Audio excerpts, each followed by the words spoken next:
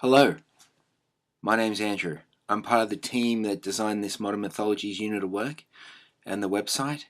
I'm just going to take you through it right now and explain to you why we put some of these links on the website and what it's about. So I hope you enjoy it. Welcome to the Modern Mythologies website. This is the home page. The first page students will see when logging onto the website.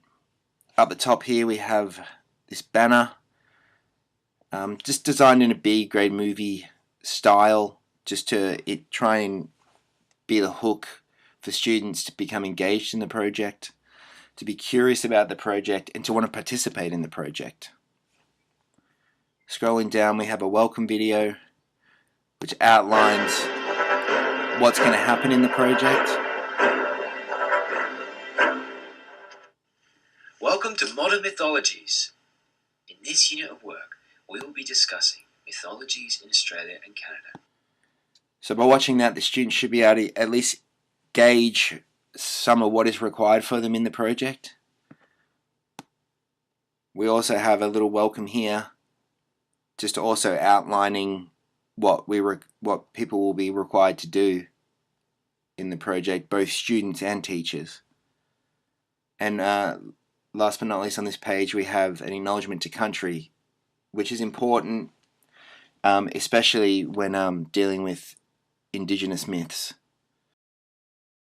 The next section on the website is Mythologies, and underneath this menu we have Canadian myths, with just some summaries of some well-known Canadian myths.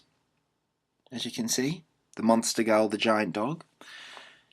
Australian myths, which uses the same format and just provides students with a summary of some of the most well-known myths for the Indigenous Australians. We have the rainbow serpent there, which is a common one. Most importantly, we have these resources here that then enable students to sort of begin their research on mythologies. Sometimes it's great just to provide them with a little bit of a head start into searching for information.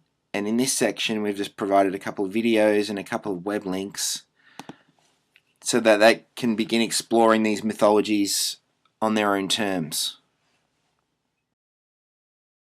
The next section on the website is the project tools section. In this section we have student roles, learning contracts, myth breakdown, modern myth outline, reflective journal, and ground rules.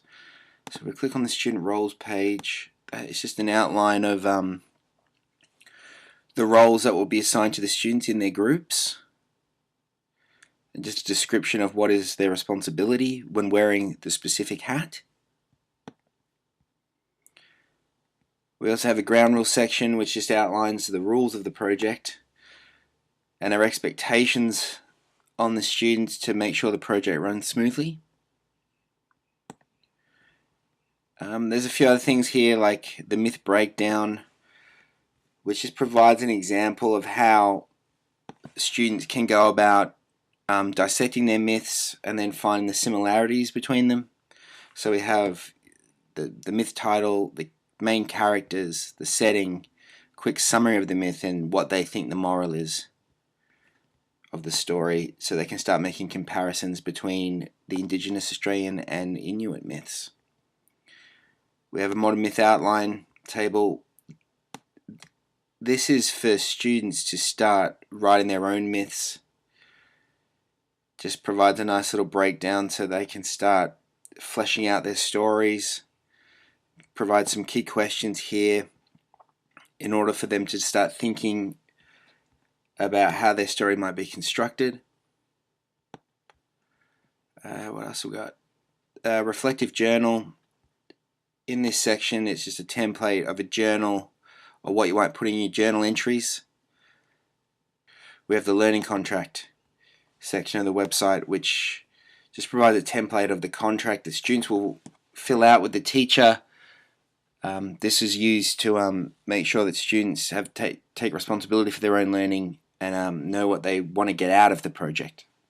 So basically all the project tools the students will need to get started and just making contributions to the project are in this section.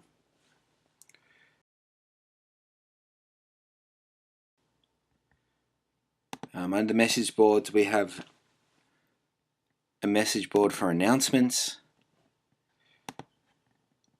a message board to ask the teacher, message board for students to post up their journal entries, and a message board for each individual group. So in these message board sections, this is the primary communication between the teachers and the students, and also where the creativity and the sort of evolution of the project should take place. The students will be able to interact over these message boards, post things, comment on things, and actually contribute to their own community, which is really the main crux of the project. We've broken this up a bit into announcements, ask the teacher, and the journals, because we just feel it's important to make it abundantly clear to the students where they need to put their specific information. Sometimes on message boards it is very confusing to see exactly what you need, because there's so much other information on there. So with this, the students have a clear idea of what's appropriate to post in each section. That might change over the course of the project. This might become too difficult, and it might just be easier to have one actual central hub. But I think it's important to begin with these sections, as it sort of simplifies it. At least for me, if I was doing this project, I would know that if someone posted and asked the teacher, that I would need to respond to it. If it was in one central message board, it could be lost. So that was a design decision that we made as a team. The next section of the website is the experience section. These just have the learning experiences outlined. This section is mainly for the teachers. However, some of the high level students may be able to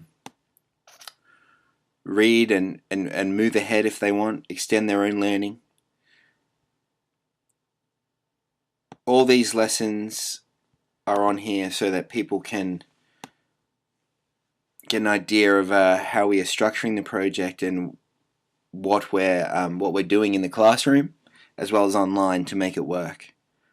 Most of these learning experiences this experience section relates back to this project tools section, as the project tools sort of provide some aids to students to complete these experiences.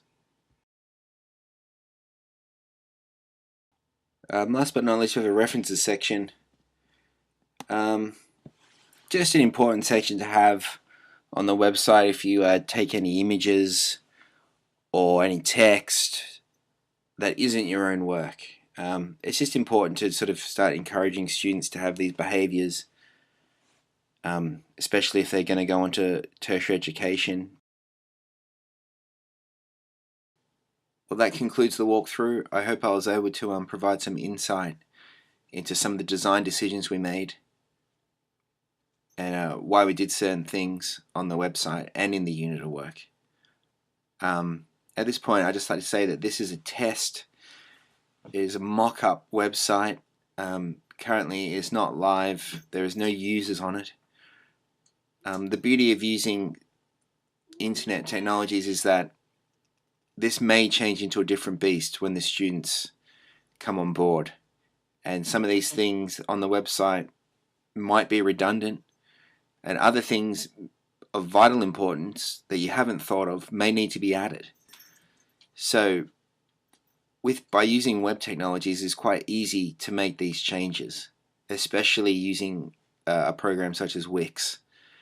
You can just sort of independently do it without having to outsource the work. It would be interesting to see in the future if anyone takes on this project, to see how it would evolve over time and how much the students got out of it.